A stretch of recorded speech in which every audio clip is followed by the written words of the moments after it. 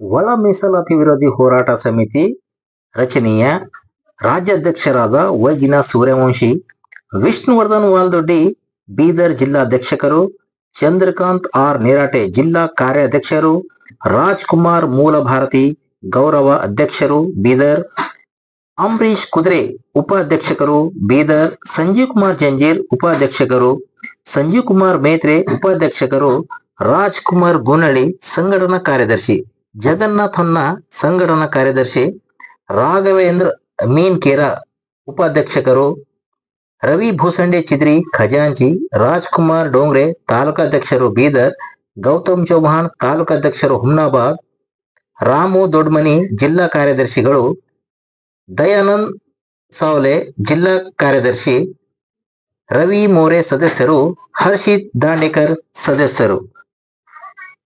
ಆಯ್ಕೆ ಮಾಡಿದ ಎಲ್ಲ ಪದಾಧಿಕಾರಿಗಳನ್ನು ಆಯ್ಕೆ ಮಾಡಲಾಯಿತು.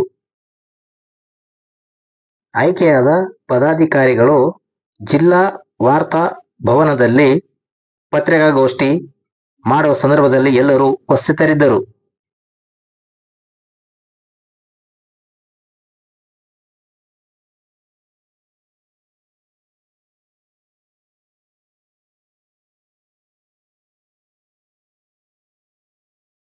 ಸಡಿಕಡ ಫೆಡರೇಷನ್ ಅಧಿವೇಶನದಲ್ಲಿ ಅಥವಾ ಅನ್ಟಚಬಿಲಿಂದ ಆಳ್ತಾ ಇದ್ದಾರೋ ಅಂತ ಜನರಿಗೆ ನೀವು ಮೊಟ್ಟ ಮೊದಲು ಫಸ್ಟ್ ಕ್ರೈಟೇರಿಯಾ ಇದು ಇರಬೇಕಂತ ಹೇಳ್ತಾರೆ. ಎರಡನೇದಾಗಿ ಯಾರು ಶಿಕ್ಷಣದಿಂದ, ಸಾಮಾಜಿಕದಿಂದ ಮತ್ತು ರಾಜಕೀಯದಿಂದ ದೂರ ಇದ್ದಾರೆ ಅಂತ ಜನರಿಗೆ ಮೊದಲು ಪರಿಗಣನೆ ಮಾಡಬೇಕಂತ ಬಾಬಾ ಸಾಹೇಬರು ಇವು ಡಿಮಾಂಡ್ ಅನ್ನು ಇಟ್ಟಿದ್ದರು.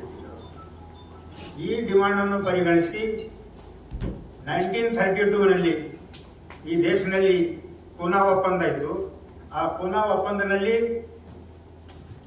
ರಾಜಕೀಯ ರಿಸರ್ವೇಶನ್ ಅಂದ್ರೆ ರಾಜಕೀಯ ಮೀಸಲಾತಿ, ಎಜುಕೇಶನ್ ಮೀಸಲಾತಿ, ಆ ನಂತರ ಎಂಪ್ಲಾಯ್ಮೆಂಟ್ ಮೀಸಲಾತಿ ಸಿಕ್ತು. ಈ ಮೀಸಲಾತಿ ಪಡಿಲಾಕ ಬಹಳ ಜನರಿಗೆ ನಿಮಗೆ ಗೊತ್ತಿಲ್ಲ. ಬಾಬಾ ಸಾಹೇಬರು ತಮ್ಮ 4 ಮಕ್ಕಳು ಹಣವನ್ನು ದಾಟಿ, ಹೆಂಡತಿದ ಹಣವನ್ನು ದಾಟಿ ಬ್ರಿಟಿಷ್ ಪಾರ್ಲಿಮೆಂಟ್ನಲ್ಲಿ ಈ ವಿಷಯವನ್ನು ಮಂಡಿಸಿದರು. ಬ್ರಿಟಿಷ್ ಈ ವಿಷಯವನ್ನು ಕೇಳಿ ಅವರಿಗೆ 2 ಓಟಿಂದ ಅಧಿಕಾರ, ನಮಗೆ 2 ಓಟಿಂದ ಅಧಿಕಾರ ಕೊಡಲಾಯಿತು. 1 ಓಟ್ ನಮ್ಮ ಜನರಿಗೆ ಎಲೆಕ್ಟ್ ಮಾಡಬೇಕು. ಎರಡನೇದಾಗಿ 1 ಓಟಿಗಾಗಿ 1 ಜನ ನಮ್ಮ ದೇಶದಲ್ಲಿ ಇರೋಂಥ ಅದರ್ ಕ್ಯಾಸ್ಟ್ ಜನ ಯಾರಿಗೆ ನಾವು ಜನರಲ್ ಜನ ಅಂತಾಗಿ ಓಟ್ ಕೊಡ್ಬೇಕಂತ ಕಮ್ಯುನಲ್ ಅವಾರ್ಡ್ ಆಗಿತ್ತು. ಅದಕ್ಕೆ ಈ ದೇಶದ ಉಚ್ಚ ಸ್ತರೀಯ ಬೆಳೆದಂತ ಮಹಾತ್ಮ ಗಾಂಧೀಜಿಯವರು ಈ ನಿರ್ಣಯಕ್ಕೆ ವಿರೋಧ ಮಾಡಿದರು. ವಿರೋಧ ಮಾಡಿದ ನಂತರ ಬಾಬಾ ಸಾಹೇಬರು ಪೂನಾ ಒಪ್ಪಂದದಲ್ಲಿ 1 ಓಟಿನ ಅಧಿಕಾರವನ್ನು ಕಳೆದುಕೊಂಡರು. ನಮಗೆ ಏನ್ ಸಿಕ್ತಂದ್ರ ರಿಸರ್ವೇಶನ್ ಅಂದ್ರ 1 ಮೀಸಲಾತಿ ರಿಸರ್ವೇಶನ್, 2ನೇ ಶಿಕ್ಷಣಕ್ಕೆ ರಿಸರ್ವೇಶನ್, 3ನೇದಾಗಿ ನೌಕರಿಯಲ್ಲಿ ರಿಸರ್ವೇಶನ್ ಸಿಕ್ತು. ಈ ನೌಕರಿ ಆದ ನಂತರ ಮುಂದೆ ಸಂವಿಧಾನ ರಚನೆ ಮಾಡಲು ಬಾಬಾ ಸಾಹೇಬರಿಗೆ ಅವಕಾಶ ಬಂತು. ಆ ಅವಕಾಶದಲ್ಲಿ ಬಾಬಾ ಸಾಹೇಬರು 395 ಏನು ಆರ್ಟಿಕಲ್ ಸಂವಿಧಾನ ಆರ್ಟಿಕಲ್ ಇವೆ, ಈ 404 ಆರ್ಟಿಕಲ್ ಆಗಿದೆ. ಆ 395 ಆರ್ಟಿಕಲ್ ನಲ್ಲಿ ಈ ಶೆಡ್ಯೂಲ್ ಕ್ಯಾಸ್ಟ್ ಮತ್ತು ಶೆಡ್ಯೂಲ್ ಟ್ರೈಬ್ಸ್ ಮತ್ತು OBCಗೋಸ್ಕರ 3 ಆರ್ಟಿಕಲ್ ಫ್ರೈ ಮಾಡಿದ್ದಾರೆ ಸಂವಿಧಾನದಲ್ಲಿ. ಮೊಟ್ಟ ಮೊದಲನೇ ಅವ್ರು ಯಾರು ಚಿಂತೆ ಮಾಡಿದ್ದಾರೆ ಅಂದ್ರೆ ಈ ದೇಶದಲ್ಲಿ ಯಾರಿಗೆ ನಾವು ಶೂದ್ರ ಅಂತ, ಮನುಸ್ಮೃತಿ ಪ್ರಕಾರ ಶೂದ್ರ ಯಾರಿದ್ರು ಅದನ್ನ ಹೇಳಕ್ ಹೋಗೋದಿಲ್ಲ. ಬಟ್ ಶೂದ್ರ ಇಲ್ಲಿ ಸಂವಿಧಾನದಲ್ಲಿ ಬಾಬಾ ಸಾಹೇಬರು 340 ಆರ್ಟಿಕಲ್ ಫ್ರೈ ಮಾಡಿದ್ರು. First second article schedule caste ಗೋಸ್ಕರ 341 ಮಾಡಿದರು. 3ನೇದಾಗಿ ಶೆಡ್ಯೂಲ್ ಟ್ರೈಬ್ 342 ಆರ್ಟಿಕಲ್ ಮಾಡಿದರು. ಈ ಆರ್ಟಿಕಲ್ ಸಂವಿಧಾನ ಆರ್ಟಿಕಲ್ ಪ್ರಕಾರ ಈ ದೇಶದಲ್ಲಿ ರಾಜಕೀಯ ಮೀಸಲಾತಿ, ಶೈಕ್ಷಣಿಕ ಮೀಸಲಾತಿ ಮತ್ತು ಎಂಪ್ಲಾಯ್ಮೆಂಟ್ ಮೀಸಲಾತಿ ಸಿಕ್ತು. ಆ ನಂತರ ಮುಂದೆ ಯಾವಾಗ ಈ 340 ಆರ್ಟಿಕಲ್ ಡಿಬೇಟ್ ಇನ್ ಕಾನ್ಸ್ಟಿಟ್ಯೂಷನ್ ಅಸೆಂಬ್ಲಿ, ಇದು ನೀವು ಒಂದು ವೇಳೆ ಓದಿದರೆ ನಿಮಗೆ ಗೊತ್ತಾಗ್ತದ. ಈ ದೇಶದ ಲೋಹ ಪುರುಷರಾದ ವಲ್ಲಭಭಾಯಿ ಪಟೇಲರು 340 ಆರ್ಟಿಕಲ್ಗೋಸ್ಕರ ವಿರೋಧ ಮಾಡಿದ್ರು. 300 ಆರ್ಟಿಕಲ್ ಏನಿದೆ ಅಂದ್ರೆ ಅವ್ರು ಕೇಳಿದ್ರು, ಇದು ಏನು ತರ್ತಾ ಇದ್ದೀರಿ ನೀವು, ನಿಮ್ಗೋಸ್ಕರ ನೀವು ಮಾತಾಡ್ರಿ ಅಂತ ಹೇಳಿದಾಗ ವಲ್ಲಭಭಾಯಿ ಪಟೇಲ್ರಿಗೆ ಬಾಬಾ ಸಾಹೇಬ್ ಹೇಳಿದ್ರು, ವಲ್ಲಭಭಾಯಿ ಪಟೇಲ್ರೇ ಈ ದೇಶದಲ್ಲಿ OBC ಜನಾನು ಬಡವರಿದ್ದಾರ, OBC ಜನಾನು ತಗಡದ ಮನೆಯಾಗಿದ್ದಾರ, OBC ಜನಾನು ಶಿಕ್ಷಣ ದೂರ ಇದ್ದಾರ, OBC ಜನಾನು ಸಂಸ್ಕೃತಿ ದೂರ ಇದ್ದಾರ. ಅವ್ರಿಗೂ ರಾಜಕೀಯ ಮೀಸಲಾತಿ ಬೇಕು, ಈ 3 ಮೀಸಲಾತಿ ಅವ್ರಿಗೂ ಬೇಕಂತೇಸಿ ನಾ ಇದು ಫ್ರೇಮ್ ಮಾಡಿದೆ. ಬೇಕಾದ್ರೆ ಬೇಡ ಅಂತ ನೀವು ಬ್ಯಾಕ್ವರ್ಡ್ ಶೇತಕರಿ ಯಾರಿಗೆ ನಾವು ರೈತರ ಅಂತೀನಿ, ರೈತರ ಕಮ್ಯುನಿಟಿ ಯಾರಿಗಂತಾರೆ ಈ ದೇಶದಾಗ ಅಂದ್ರೆ ಮಹಾರಾಷ್ಟ್ರಲ್ಲಿ ಮರಾಠ ಜನರಿಗೆ ರೈತರ ಅಂತ, ಕರ್ನಾಟಕದಲ್ಲಿ ಗೌಡ ಮತ್ತು ಲಿಂಗಾಯತರಿಗೆ ರೈತರ ಅಂತ, ಆ ನಂತರ ಈ ಕಡೆ ಕಮ್ಮ ಮತ್ತು ರೆಡ್ಡಿ ಜನರಿಗೆ ರೈತರ ಅಂತ, ಯಾ ನಂತರ ಇವು ಇದರಲ್ಲಿ ಪಂಜಾಬ್ನಲ್ಲಿ ಸಿಖ್ ಜನರಿಗೆ ರೈತರ ಅಂತಾರ. ಸೊ ಒಂದ್ ವೇಳೆ ಬ್ಯಾಡ ಅಂತೀರ ಈ ಡಿಬೇಟ್ ಏನ್ ಕಾನ್ಸ್ಟಿಟ್ಯೂಷನ್ ಪ್ರಸ್ತಾವನೆ ಮಾಡ್ತೀನಿ ನಾನು, ಬ್ಯಾಡ ಅಂತ 289 ಏನ್ ಪಾರ್ಲಿಮೆಂಟ್ ನೀವು ಮೆಂಬರ್ ಗೆದ್ದು ಬಂದಿರಿ, ಅವ್ರು ವಿರೋಧ ಮಾಡಿದಾಗ ಡಿಲೀಟ್ ಮಾಡಿದ್ದೀನಿ ಅಂತ ಹೇಳಿದ್ರು.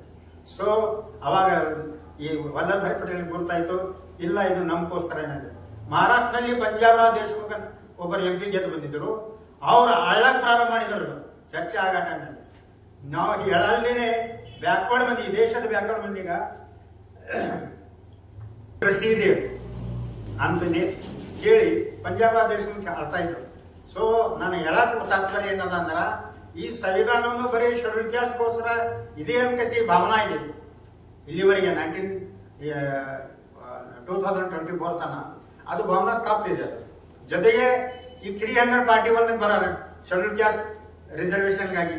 ಶೆಡ್ಯೂಲ್ ಕ್ಯಾಸ್ಟ್ ರಿಸರ್ವೇಶನ್ ನಲ್ಲಿ 1200 ಜನ ಭಾರತ ದೇಶದಲ್ಲಿ 2000 ಅನ್ಟಚಬಲ್ ಜನ, ಅನ್ಎಜುಕೇಟೆಡ್ ಜನ, ಕಲ್ಚರಲ್ ಜನ ಯಾರು ಇದ್ದಾರ ಅಂತರಿಗೆ ಬಾಬಾ ಸಾಹೇಬ್ ತ್ರಿಪಾಠಿ ನಾಟಕ ಫ್ರೇಮ್ ಮಾಡಿದ್ದಾರೆ.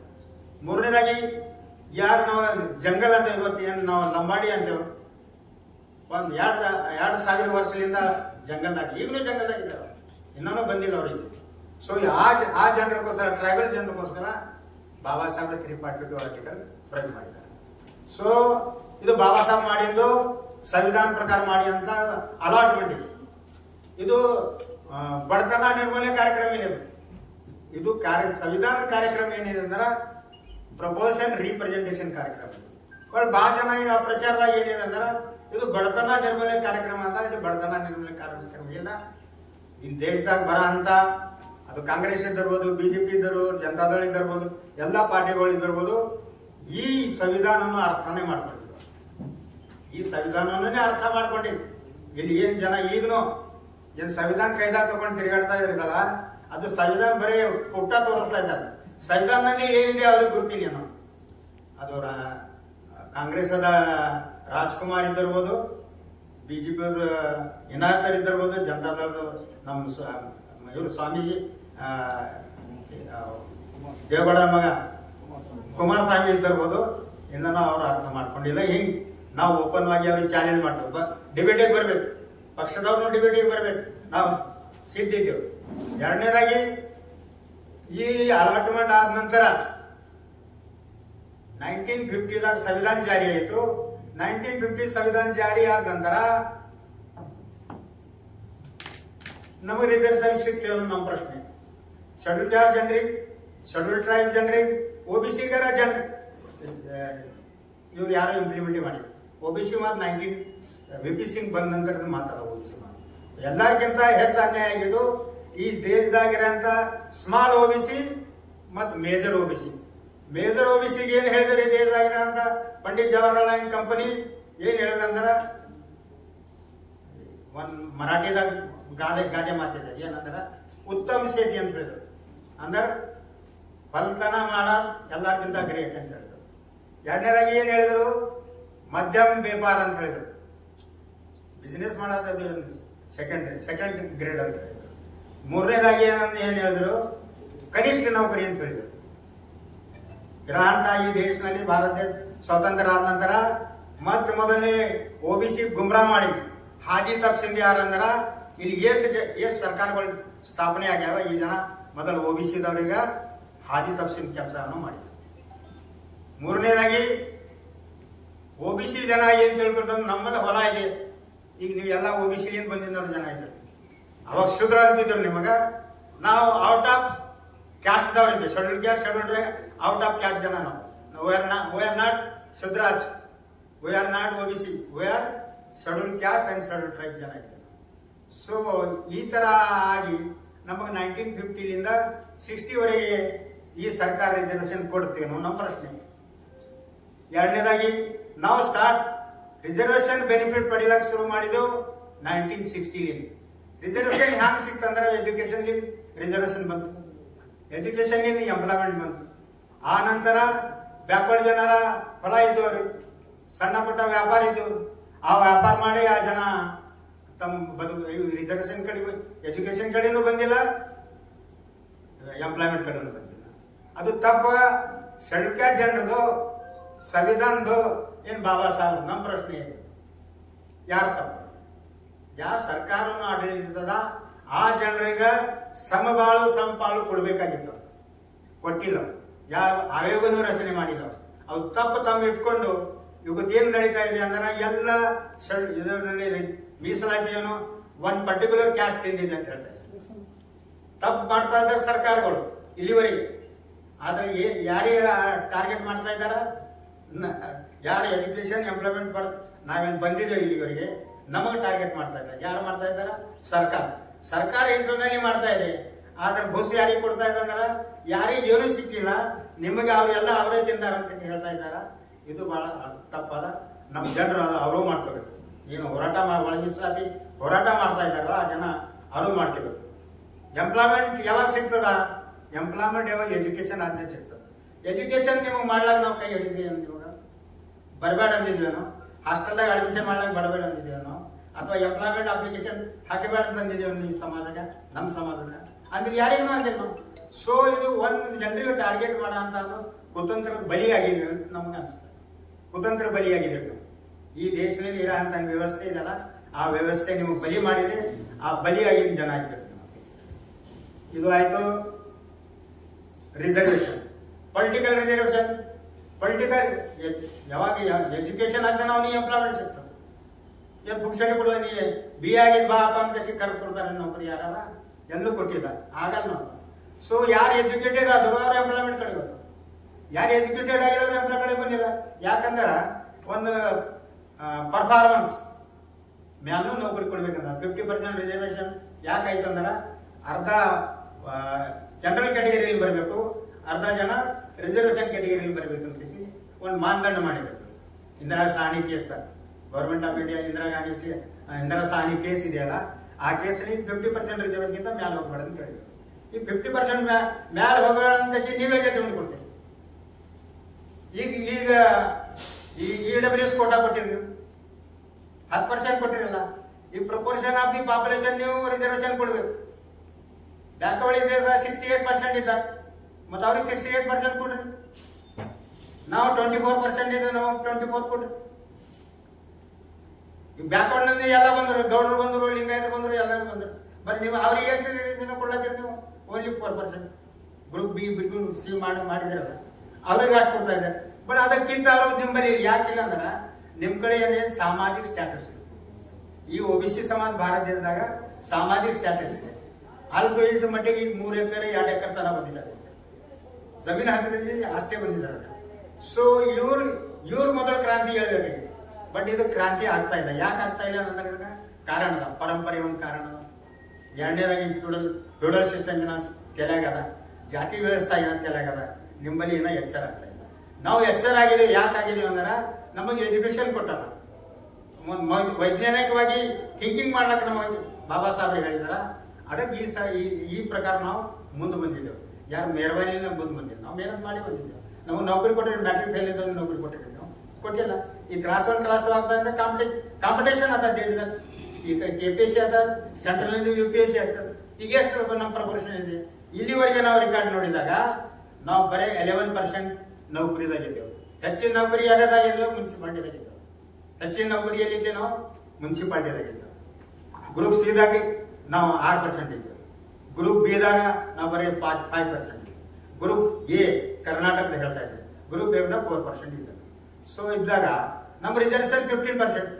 ಇಲ್ಲಿವರೆಗೆ 75 ಇಯರ್ಸ್ ಆದ ನಂತರ ನಮಗೆ ನೀವು ಬರೀ 11% ರಿಸರ್ವೇಶನ್ ಎಲ್ಲ ಕೊಡಿ.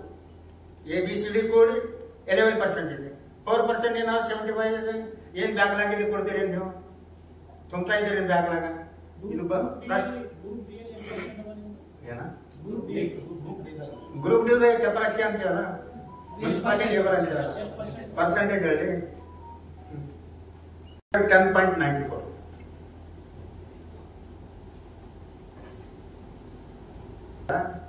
ಈಗಾರ ನೀವು ಡೈಲಿ ವೇಜಸ್ ಮೇಲೆ ಇಟ್ಕೊಂಡಿರೋದು ಮುಗಿತಾರ ನನ್ನ ನೌಕರಿ. ಈಗ ಸೀದಾ ಬರೀ ಸೀದಾ ಕಾಂಟ್ರಾಕ್ಟ್ ಬೇಸೋದು ಅಂತ ಬಂದು ಎಲ್ಲ ಕಮ್ಯುನಿಟಿ ನಮ್ಮ ಒಬ್ಬರಿಗೆ ಎಲ್ಲರಿಗೂ ಕಾಂಟ್ರಾಕ್ಟ್ ಬೇಸೋದ. ಈಗ ಏನೋ IAS IPSದಾಗ ಲ್ಯಾಟ್ರ್ ಎಂಟ್ರಿ ಮಾಡ್ತಾ ಇದ್ರು. ಯಾರ ಮಂತ್ರಿದ ಮಗ ಅವನಿಗೆ ಹಿಂದಿನ IAS ಅಂತ ಕೊಡ್ಲತ್ತೆ, ಸೆಕ್ರೆಟರಿ ಅಂತ ಕೊಡ್ಲತ್ತೆ. ಇದು ಎಲ್ಲಾನೇ ಮುಗಿಸಿರಿ ನೀವು. ಮತ್ತೆ ಎಲ್ಲ ಇವ್ರ ತಿಂದಾರೆ ಯಾವ ಬೇಸಿಸ್ ಅಂತೇಳಿ ನಾವು ಹೇಳೋದೇನು ಇವ್ರೀಗ, ನೀವು ಟೋಟಲಿ ಜನಗಣತಿ ಮಾಡ್ರಿ ಈ ದೇಶ. ಯಾರು ಎಷ್ಟು ತಿಂದಾರ ಗುರುತಾಗ್ತದೆ, ಯಾರು ಎಷ್ಟು ಪಾರ್ಟಿಸಿಪೇಷನ್ ಮಾಡಿದಾರ ತಗೋರಿ, ಆ ಪ್ರಕಾರ ನೀವು ಹಂಚಿಕೆ ಮಾಡ್ರಿ. ಯಾರಿಗೆ ಹೆಚ್ಚು ತಿಂದಾರ ಬಿಟ್ಕೊಡ್ರಿ. ಇದು ಕ್ರಿಮಿಲೇಯರ್ ಹೇಳ್ತಾ ಇದ್ದೀರ ನಾವು. ಕ್ರಿಮಿಲೇಯರ್ ಯಾವಾಗ ಹೇಳ್ತೀರಿ ನೀವು ಅಂದ್ರೆ ಯಾರ ಬಳಿ ಏರೋಪ್ಲೇನ್ ಅದ ಅಲ್ಲ, ಯಾರ ಬಳಿ ದೊಡ್ಡ ದೊಡ್ಡ ಇಂಡಸ್ಟ್ರಿಗಳು, ಯಾರ ಲಿಂಗಾಯತರ ಬಳಿ ಅದ, ಯಾರ ಕುರುಬೂರು ಕಬಡ್ಡಿ ಬರೋದ, ಯಾರ ಬಳಿ ನಮ್ಮಲ್ಲಿ ಅದ. ಪೊಲಿಟಿಕಲ್ ರಿಸರ್ವೇಶನ್ ಬಗ್ಗೆ ಮಾತಾಡ್ತೀನಿ. ಪೊಲಿಟಿಕಲ್ ರಿಸರ್ವೇಶನ್ ನಮ್ಮ ಕರ್ನಾಟಕ 36 MLA ಬರುತ್ತೆ.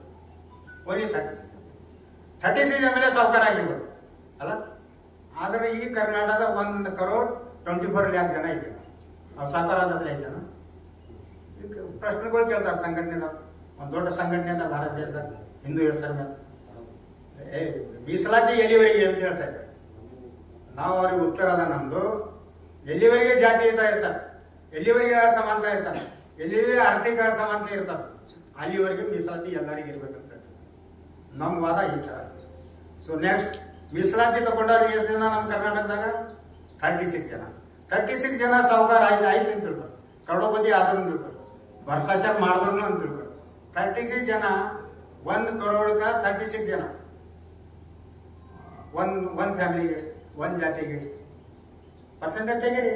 ಆ ನಂತರ ಈ ಶೆಡ್ಯೂಲ್ ಕಾಸ್ಟ್ ಏನ್ ಜಾತಿಗಳು? 101 ಜಾತಿ ಸೇರಿಸಿದ್ರು. ಯಾರು ಅಂದಾರ ಆ ಜಾತಿಗಳು ಸೇರಿದೆ.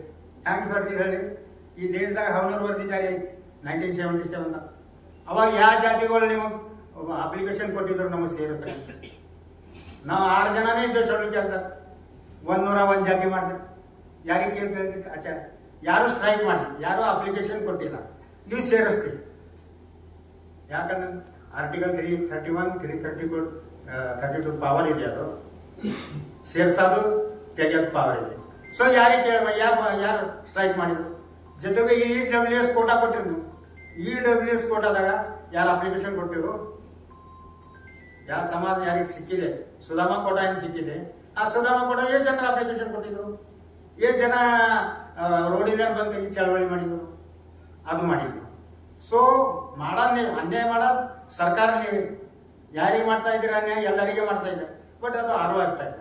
ಈಗ ನಾವು ಓಪನ್ ಆಗಿ ಮಾತಾಡ್ತಾ ಇದ್ದೀವಿ. ಯಾಕಂದ್ರೆ 5,500 ವರ್ಷದಿಂದ ನಮಗೆ ನೋವಾಗಿದೆ. ನಾವು ಪೆಟ್ಟು ತಿಂದೆ ನಡೆಯುತ್ತೆ. ನೀರು ಸಿಗಲ್ಲಿ ಜನ ಇದ್ರು, ಗಾಳ್ಯಾಗ ಮಳ್ಯಾಗ ತಿರ್ಗಂಡ ಜನ ಇದ್ರು. ನಮಗೆ ನೋವಾದ ನಿಮ್ಮ ವಿರುದ್ಧ ನಾವು ಓಪನ್ ಆಗಿ ಮಾತಾಡ್ತೀವಿ. ಇದು ಒಂದೇ ಇಂಥ ಕಾಸ್ಟ್ ಅದ ಭಾರತ ದೇಶದಾಗ. ಕರ್ನಾಟಕದ ವಲಯ ಯಾರಿಗಂತೇವೆ? ಯಾರಿಗೆ ಚಲವಾಗಿ ಅಂತಾರ, ಆದಿ ಕರ್ನಾಟಕ ಅಂತಾರ, ಆದಿ ದ್ರಾವಿಡ ಅಂತಾರ, ಆದಿ ಆಂಧ್ರ ಅಂತಾರ. ಆ ಜನ ನೋವು ಉಂಡಿನವರಿದ್ದೇವೆ, ನೋವು ಉಂಡಿನವರಿದ್ದೇವೆ ಅಂತ ನಾವು ನಮಗೆ ಅನ್ಯಾಯ ಆಗಿದೆ ಅಂತ ಹೇಳ್ತಾ ಇದ್ದೀವಿ. ನಿಮ್ಮ ಜನರಿಗೆ ಅನ್ಯಾಯ, OBCಗೆ ಅನ್ಯಾಯ ಆಗಿದೆ. ಯಾಕಾಗಿಲ್ಲ ಅಂದ್ರೆ ಧರ್ಮದ ಸಂರಕ್ಷಣೆದಾಗ ಇದ್ದೇವೆ ನೀವು. ಅವನಕ್ಕಿಂತ ಕುರುಬಕ್ಕಿಂತ ದೊಡ್ಡಿದ್ದೇನೆ ಅಂತ ನಿಮಗೊಂದು ಸಮಾಜ ಸ್ಟ್ಯಾಟಸ್ ಅದ. ಆ ಸ್ಟ್ಯಾಟಸ್ಗೋಸ್ಕರ ನೀವು ಮಾತಾಡ್ತಾ ಇಲ್ಲ. ಸೊ ನಾವು ಮಾತಾಡ್ತಾ ಇದ್ದೇವೆ ಅಂತ ನಮಗೆ ಮುಟ್ಟುಗೋಲು ಹಾಕಲ್ಲ. ಮುಟ್ಟುಗೋಲು ಯಾವ ಮುಖಾಂತರ ಆಗ್ತಾ ಇದ್ದೀರಿ ನೀವು? ಸಂವಿಧಾನ ಮುಖಾಂತರ ಆಗ್ತಾ ಇಲ್ಲ, ಸುಪ್ರೀಂ ಕೋರ್ಟ್ ಮುಖಾಂತರ ಆಗ್ತಾ ಇದೆ. ರೂಲ್ ಏನಿದೆ? ಒಳ ಮೀಸಲಾತಿ ಮಾಡ್ಲಾಕ ಪ್ರಯೋಜನ ಅದ ಏನ? ಸಂವಿಧಾನದಾಗ ಇಂಥ ಆರ್ಟಿಕಲ್ದಾಗ ಒಳ ಮೀಸಲಾತಿ ಮಾಡ್ಬೋದು ಅಂತ ಹೇಳಕ್ಕೆ. ಸೊ ನಾವು ಬ್ಯಾಕ್ವರ್ಡ್ ಜನ ಇಲ್ಲ, ಅಷ್ಟು ಬುದ್ಧಿದವ್ರು ಇಲ್ಲ. ನೀವು ರಾಮ ಮಂದಿರ ಇಶ್ಯೂ ಏನು ಜಜ್ಮೆಂಟ್ ಕೊಟ್ಟಿರಲ್ಲ, ಅಷ್ಟಾ ಮೇಲೆ ಜಜ್ಮೆಂಟ್ ಕೊಟ್ಟಿರಿ. ಈ ದೇಶದ ಕೋರ್ಟ್ಗಳು ಅಷ್ಟಾ ಮೇಲೆ ಕೊಟ್ಟಿರಿ. ರಿಕಾರ್ಡ್ ಮೇಲೆ ಆರ್ಕಿಯಾಲಜಿಕಲ್ ಡಿಪಾರ್ಟ್ಮೆಂಟ್ ಡಾಕ್ಯುಮೆಂಟ್ ಇದೆ, ಹಿಸ್ಟಾರಿಕಲ್ ಏನು ಡಾಕ್ಯುಮೆಂಟ್ ಇದೆ, ಅದರ ಮೇಲೆ ಇದು ಕೊಟ್ಟು ಜಜ್ಮೆಂಟ್ ಕೊಟ್ಟು ಅಷ್ಟಾ ಮೇಲೆ ಕೊಡ್ತಿದ್ದೀವಿ. ಅಂದ್ರೆ ಸಂವಿಧಾನ ಬಾಹಿರ ಮೇಲೆ, ಸಂವಿಧಾನ ಬಾಹಿರ ಜಜ್ಮೆಂಟ್. ಶೆಡ್ಯೂಲ್ ಕ್ಯಾಸ್ಟ್ ಮತ್ತು ಶೆಡ್ಯೂಲ್ ಟ್ರೈಬ್ಸ್ಗಾಗಿ ಎಲ್ಲಿಂದ ಅಪ್ಲಿಕೇಶನ್ ಇದ್ದಿದ್ದು?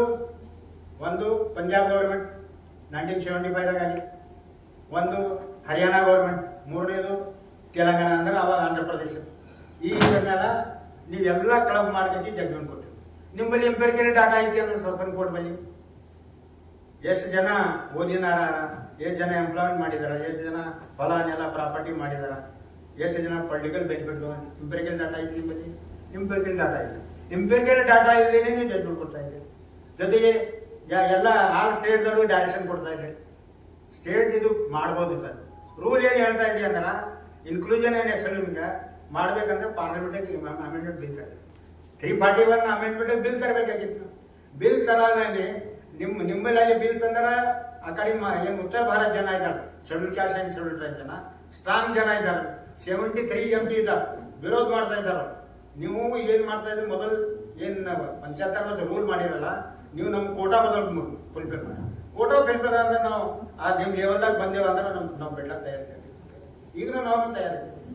ಸೊ ಈ ತರ ನೀವು ಪಾರ್ಲಿಮೆಂಟ್ ಅವಾಯ್ಡ್ ಮಾಡಿ, ಸಂವಿಧಾನಕ್ಕೆ ಅವಾಯ್ಡ್ ಮಾಡಿ, ನೀವು ಕೋರ್ಟ್ ಮುಖಾಂತರ, ಜುಡಿಷರಿ ಮುಖಾಂತರ ನೀವು ಜಡ್ಜ್ಮೆಂಟ್ ಕೊಡ್ತಾ ಇದ್ದೀರಿ. ಅದು ತಪ್ಪದ ಅಂತ ನಾವು ಮಾತಾಡ್ತೀವಿ. ಮೂರನೇದಾಗಿ ಇದು ಏನು ಜಡ್ಜ್ಮೆಂಟ್ ಅದ, ಇದು ಪೊಲಿಟಿಕಲ್ ಜಡ್ಜ್ಮೆಂಟ್ ಅದ, ಜುಡಿಷಿಯಲ್ ಜಡ್ಜ್ಮೆಂಟ್ ಇಲ್ಲಿದು. ಸೊ ನಮ್ಮ ಜನರಿಗೆ ಏನು ABCD ಆಗ್ಬೇಕಂತಾರಲ್ಲ, ಮಿಸ್ಗೈಡೆಡ್ ಇದ್ದಾರೆ, ಮಿಸ್ರಿಪ್ರೆಸೆಂಟೇಟಿವ್ ಜನ ಇದ್ದಾರ. ಸೊ ಈ ನಮ್ಮ ಜನರಿಗೆ ನಾವು ಏನು ಹೇಳ್ತಾ ಇದ್ದೀವಿ ಅಂದ್ರೆ, ನೋಡ್ರಿ ABCD ಮಾಡಿದ್ರೆ ನಮಗೆ ಬೆನಿಫಿಟ್ ಸಿಗ್ತದಂತ ಏನು ಕರ್ನಾಟಕದಾಗ ಹೇಳ್ತಾ ಇದ್ದೀರಲ್ಲ ನೀವು. ಯಾರು ಸೋಕಾಳ್ ಬಾಬಾ ಸಾಹೇಬ್ರ ಫ್ರೂಟ್ ತಿಂದಿನವ್ರು, ಬಾಬಾ ಸಾಹೇಬ್ ಫ್ರೂಟ್ ತಿಂದಿನವ್ರು, ಬಾಬಾ ಸಾಹೇಬ್ರ ತಮ್ಮ ಮಕ್ಕಳ ಹಣವನ್ನು ದಾಟ್ಕಸಿ ನಿಮಗೆ ಈ ರಿಸರ್ವೇಷನ್ ತಂದಿದ್ರು, ತಮ್ಮ ಹೆಂಡತಿಯನ್ನು ಸತ್ಯನ ಹಣವನ್ನು ದಾಟ್ಕಸಿ ರಿಸರ್ವೇಷನ್ ತಂದು ಕೊಟ್ಟಿದ್ರು. ಇವತ್ತು ಆ ಫಲ ತಿಂದ ಕಸಿ ನೀವೇನು ಹೇಳ್ತಾ ಇದ್ದೀರಿ, 5% ಸಿಕ್ಕರೂ ಸಾಕಲ್ಲ. ಯಾಕಂದ್ರೆ ನೀವು ಮಾಡಿದಿರಿ, ನಿಮ್ಮ ಮಕ್ಕಳು ತಿಂದಿರಿ, ನೌಕರಿದಾಗ ಬಂದಿರಲ್ಲ, ಚಪರಾಸಿರಿ ಬಂದಿರಿ, ಟೀಚರ್ ಎಲ್ಲ ಬಂದಿರಿ, ಎಲ್ಲರ ಗಂಡ ಹೆಂಡತಿ ಇದ್ರಲ್ಲ. ಅದಕ್ಕೆ ನಮ್ಮ chief justice of India Gavai ಸಾಹೇಬರು ಕ್ರಿಮಿಲೇಯರ್ ಹಚ್ಚೋಗಿರ್ಬೇಕು ಅಂತ ಹೇಳಿದ್ರು. ಮತ್ತೆ ನಿಮಗೆ ಕ್ರಿಮಿಲೇಯರ್ ಹಾಜರ ನೀವು ಬರ್ತೀರಿ ಇದ್ರಾಗ ಮತ್ತೆ 5% ಸಿಗ್ತದೆ ಮಿಸ್ಗೈಡ್ ಮಾಡ್ತಾ ಇದ್ದಾರೆ. ಈಗ ನಾಳೆಗೆ ನಾನು ಹೇಳ್ತಾ, ನೀವು ಪತ್ರಿಕೆ ಪ್ರಕಟಣೆ ಮಾಡ್ತಾರ, ಅವ್ರು ಸೂರ್ಯವಂಶಿ ಮಿಸ್ಗೈಡ್ ಮಾಡ್ತಾ ಇದ್ದಾನ, 5 ಸಿಕ್ಕಿದೆ ನಮ್ಮ ಗುಡಿಯಾಗ, ಅದು ಮಣ್ಣು ಹಾಕಿದ್ರು ನಮ್ಮ ಬಾಯಿದಾಗ, ನಾಳೆಗೆ ಹೇಳ್ತಾರೆ ನನಗೆ, ನಾನು ಹೇಳ್ತಾನೆ. ಸೊ ಇದು ನಾವು ಬಾಯಿಗೆ ಕತ್ತಾ ಇಲ್ಲ, ಅವ್ರು ನಮ್ಮ ಜೊತೆ ಚರ್ಚೆ ಮಾಡ್ಬೇಕು. ಏನಂದ್ರೆ ನೀವು ಯಾರು ಇಲ್ಲ, ಈ ದೇಶದ ಒಳ್ಳೆಯ ಅಡ್ಮಿನಿಸ್ಟ್ರೇಷನ್ ಲೈನ್ದಾಗ ಯಾರಿದ್ದಾರೆ ಅವ್ರು ಬರಬೇಕು. ಈ ದೇಶದಾಗ ಸುಪ್ರೀಂ ಕೋರ್ಟ್ ನಲ್ಲಿ ಯಾರು ಪ್ರಾಕ್ಟೀಸ್ ಮಾಡ್ತಾರೆ, ಯಾರು ಕಾನ್ಸ್ಟಿಟ್ಯೂಷನ್ ಎಕ್ಸ್ಪರ್ಟ್ ಇದ್ದಾರೆ, ಅವ್ರ ಜೊತೆ ಅವ್ರು ಕರ್ಕೊಂಡು ಬರ್ತಾರೆ, ಅವ್ರ ಜೊತೆ ಚರ್ಚೆ ಮಾಡ್ತಾರೆ. ಜೊತೆಗೆ ಈ ದೇಶದಲ್ಲಿ ಅಡ್ಮಿನಿಸ್ಟ್ರೇಷನ್ ಲೈನ್ದಾಗ ಏನಿದ್ದಾರಲ್ಲ ಆ ಜನ ಮಾಡೋದು. ಯಾವ್ದಾರ ಈಗ ಸೆಂಟ್ರಲ್ ಯೂನಿವರ್ಸಿಟಿ 70 ಯೂನಿವರ್ಸಿಟಿ ಅವ, ಸ್ಟೇಟ್ ಯೂನಿವರ್ಸಿಟಿ ನಂಬರ್ 35 ಯೂನಿವರ್ಸಿಟಿ ಅವ.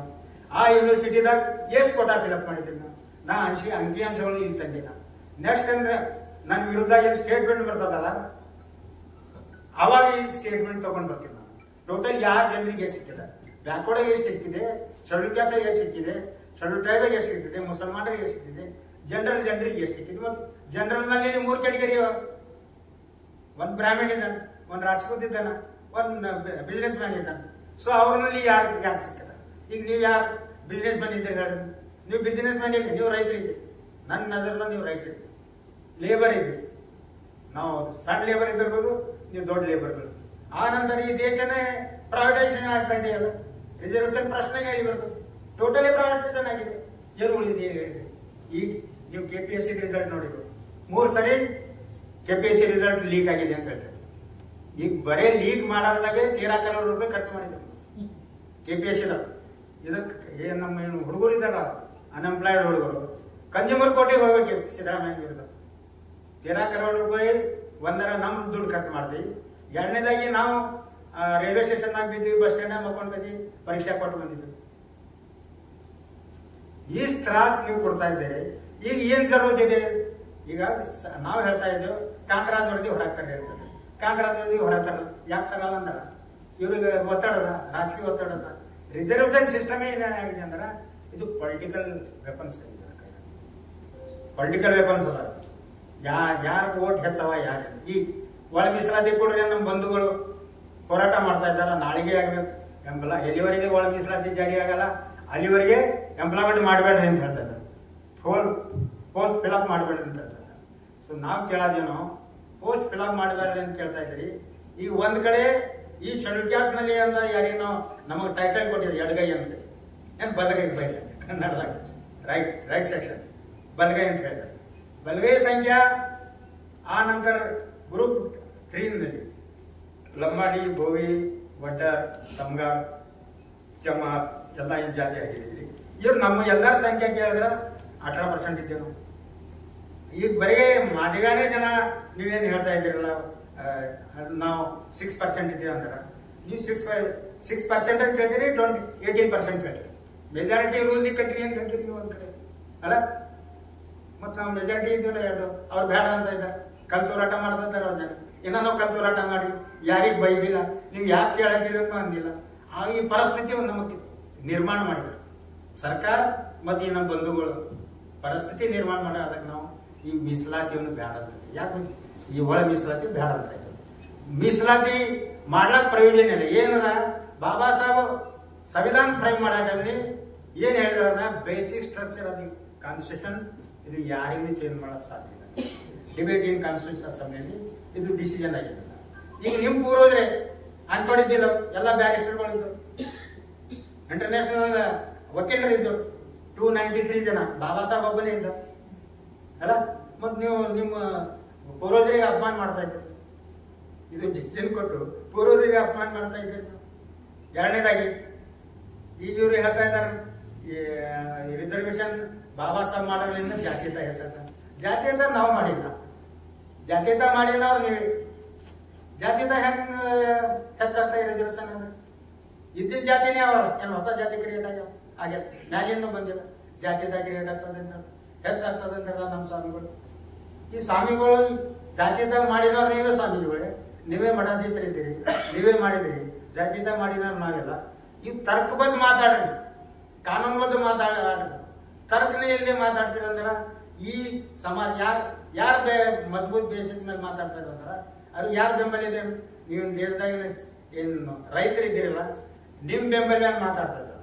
ಅವ್ರು ಯಾರ ಮೇಲೆ ನಿಂತು ಮಾತಾಡ್ತಾರ, ನಿಮ್ ಕೈ ಮೇಲೆ ನಿಂತು ಮಾತಾಡ್ತಾ ಇದ್ದಾರೆ. ಸೊ ನಾವು ಹೇಳೋದು ಈ ರಿಸರ್ವೇಶನ್ ಇಂದ ಎಲ್ಲರಿಗೂ ಸಮ ಅವಕಾಶ ಇರ್ಬೇಕಂತ ನಮ್ಮ ಬೈಕ್, ಬಾಬಾ ಸಾಹೇಬ್ ಬೈಕ್ ಇತ್ತು, ನಮ್ದು ಬೈಕ್ ಇಲ್ಲ. ಯಾಕೆ ನಿಮ್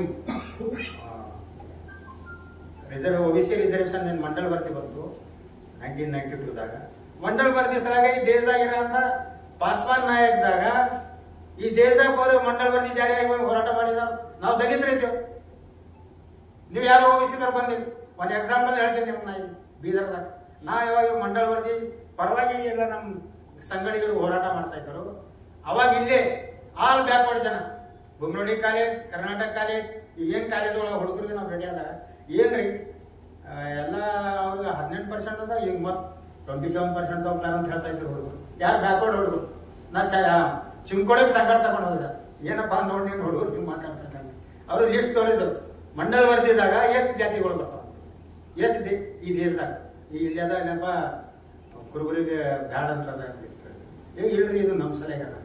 ನೀವೇ ಹೋರಾಟ ಮಾಡ್ತೀರಲ್ಲ. ಹಿಂಗ್ ಮಿಸ್ಗೈಡ್ ಮಾಡ ಅಂತ ಈ ದೇಶ ಫಸ್ಟ್ ಮೀಡಿಯಾ ಇತ್ತು. ಸೆಕೆಂಡ್ ಯಾರು ಕಬ್ಜಾ ಕುಂತಿದಾರಲ್ಲ, ಕಬ್ಜಾ, ನಿಮ್ ರಿಸರ್ವೇಶನ್ ಮೇಲೆ ನಮ್ಮ ರಿಸರ್ವೇಶನ್ ಮೇಲೆ ಕಬ್ಜಾ ಕುಂತಾರಲ್ಲ, 6 ಜನ ಅಪ್ರಚಾರ ಮಾಡಿದ್ರು. ಅಪ್ರಚಾರದಿಂದ ನಿಮ್ ರಿಸರ್ವೇಶನ್ ಹೋಗ್ತಾ ಇದೆ. ಅದಕ್ಕೆ ನಾವು ಜಿಮ್ಮೆದಾರಿ ಇಲ್ಲ.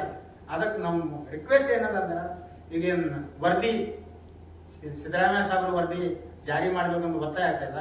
ಅದು ಸಿದ್ದರಾಮಯ್ಯ ಸಾಹೇಬ್ರು ವರದಿ ಜಾರಿ ಮಾಡ್ಲಾಕ ಅವನ್ನ ಆದೇಶ ಮಾಡಿದ್ರು. ಏನ್ ಆದೇಶ ಇದೆ ಅಂದ್ರೆ, ಜಾರಿಯಾಗಿದ್ದು 3/12/2024 ಈ ಆದೇಶ.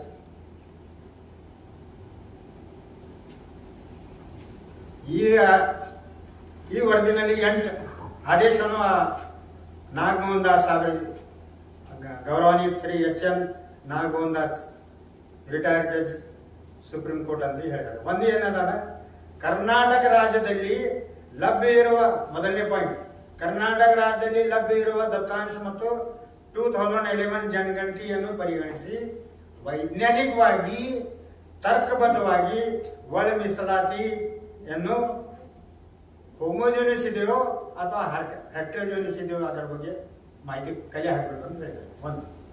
ಎರಡನೇದಾಗಿ, ರಾಜ್ಯದ ಸಾರ್ವಜನಿಕ ಸೇವೆಗಳಲ್ಲಿ ಮತ್ತು ಶಿಕ್ಷಣ ಸಂಸ್ಥೆಗಳಲ್ಲಿ ಪ್ರವೇಶ ಪಡೆದಿರುವ ಪ್ರಾತಿನಿಧಿಕ ಸಮರ್ಪಕ ಇದೆಯೋ ಅಸಮರ್ಪಕ ಇದೆಯೋ ಅದರ ಬಗ್ಗೆ ಮಾಡಿದೆ. ಇಂಟರ್ ಬ್ಯಾಕ್ವರ್ಡ್ನೆಸ್ ಬಗ್ಗೆ ವರದಿ ಕೊಡ್ರಿ ಅಂತ ಹೇಳಿ.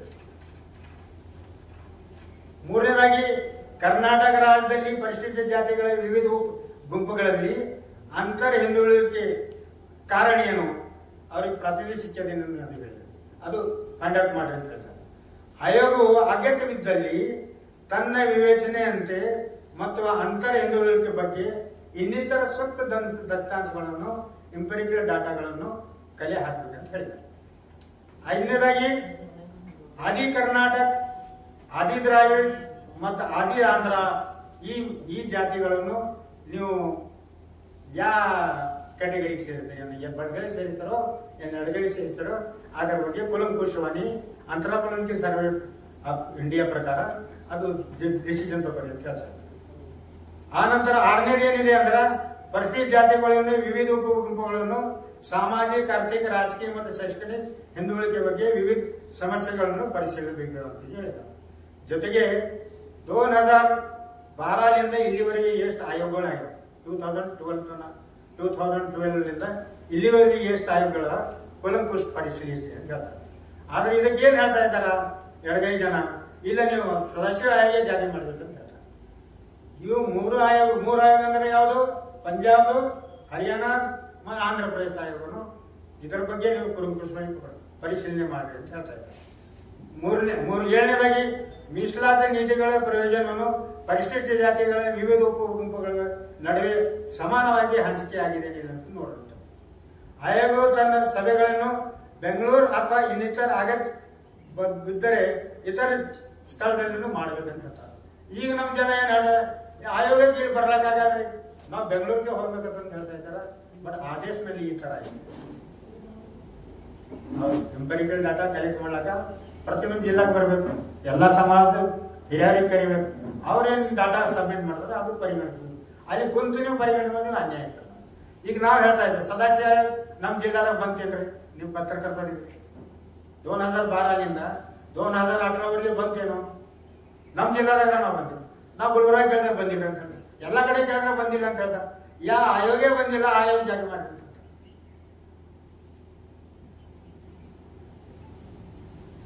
ಅನುಭವ ಪರಿಣಾಮ ಆಗ್ತದೆ.